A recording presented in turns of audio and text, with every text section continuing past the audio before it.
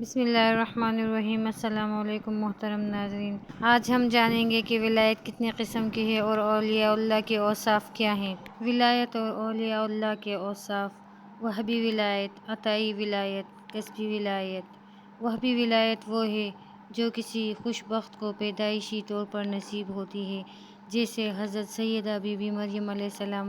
غیر وہم عطائی ولایت وہ ہوتی ہے جو کسی خوش نصیب کو چلتے چلتے بعنایت خداوندی ملتی ہے، جیسے حضرت فضیل بن عیاض رحمۃ اللہ اور بشیر حافظ وغیرہ۔ کسبی ولایت وہ ہوتی ہے جو کسی خوش نصیب کو شب و روز مجاہدے اور عبادات کرنے، ادوار و وظائف کے پڑھنے اور رسول کریم صلی اللہ علیہ وآلہ وسلم کی اتباع کے بعد حاصل ہوتی ہے۔ سورۃ الفرقان میں اللہ تعالیٰ نے اپنے بندوں کی تعریف کرتے ہوئے ان کے درج ذیل اوصاف بیان فرمائے ہیں۔ وہ زمین پر آہستگی، عاجزی اور انکساری سے چلتے ہیں۔ جب جاہل ان سے کج بحثی کرتے ہیں تو وہ بس سلام کہہ دیتے ہیں اور کوشش کرتے ہیں کہ انہیں راہ ہدایت نصیب ہو جائے۔ وہ اپنی راتیں اپنے رب کریم کے حضور سجدے اور قیام کرتے ہوئے گزارتے ہیں، اللہ کے عذاب سے پناہ چاہتے ہیں۔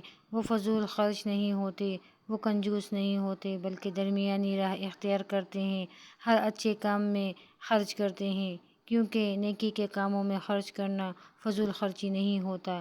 وہ اللہ تعالیٰ معبود برحق کے سوا کسی معبود باطل کی عبادت نہیں کرتے۔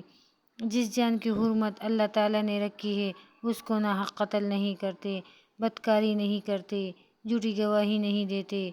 وہ بیہودہ باتوں کو نہ سنتے ہیں نہ بیہودہ کام کرتے ہیں، اور اگر کہیں ایسا واقعہ ہو تو وہاں سے بڑی شرافت کے ساتھ گزر جاتے ہیں۔ جب انہیں رب کائنات کی آیات مبارکہ یاد دلائی جاتی ہیں تو اندھے اور بہرے بن کر نہیں سنتے بلکہ غور و فکر کرتے ہیں، اللہ سے اپنی بیویوں اور اولادوں کی طرف سے پرہیزگاروں اور آنکھوں کی ٹھنڈک کا سوال کرتے ہیں۔ علامہ محمد یحییٰ تادنائی رحمۃ اللہ نے قلائد الجواہر میں لکھا ہے کہ شیخ سید عبد القادر جیلانی رحمۃ اللہ علیہ فرماتے ہیں، مسند ولایت کے سجادہ نشین میں 12 اوصاف ہوتے ہیں: ستار، غفار، شفیق، رفیق، متصدق، امر بالمعروف کرنا، نہی صادق، عابد، سخی، عالم اور عن المنکر کرنا، شجاع۔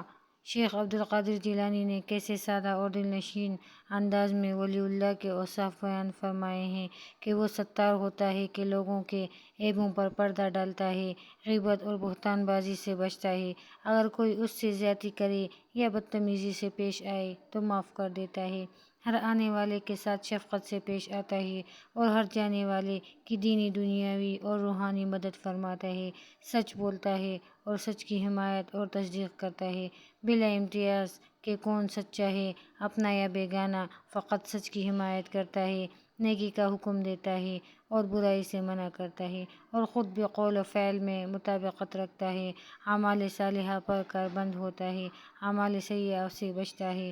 رات کے وقت لوگ سو جاتے ہیں اور اس کی شان یہ ہے کہ ان کی کروٹیں ان کی خوابگاہوں سے جدا ہوتی ہیں اور اپنے رب سے ڈرتے ہیں اور امید کرتے ہوئے اس کی صبح کے وقت اللہ کی عبادت کرتے ہیں، اللہ کے دیے ہوئے مال میں سے اس کی راہ میں خرچ کرتے ہیں، علم و عمل کا حسین امتزاج ہوتے ہیں اور بہادر ہوتے ہیں۔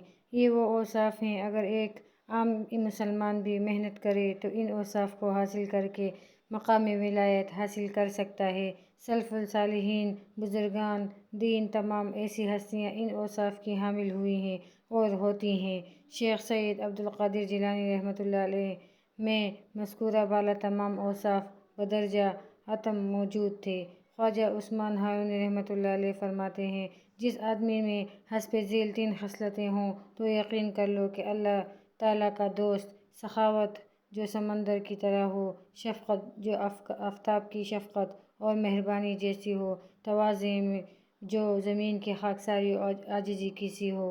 حضرت علی ہجویری رحمۃ اللہ علیہ نے کشف المحجوب شریف میں اس حقیقت کو بڑے واضح الفاظ میں بیان فرمایا ہے کہ کوئی شخص اس وقت تک اللہ تعالیٰ کا ولی نہیں بن سکتا جب تک نماز پنجگانہ کا پابند نہ ہو، جو لوگ لبادہ و درویشی پہن کر دنیا کے تمام لوازمات سے مستفید ہوتے ہیں لیکن نماز کے وقت یا تو کہتے ہیں کہ ہم دل ہی میں نماز پڑھ لیتے ہیں یا ہمیں نماز معاف ہو چکی ہے، جو ایسا کہتے ہیں وہ ولی نہیں ہے۔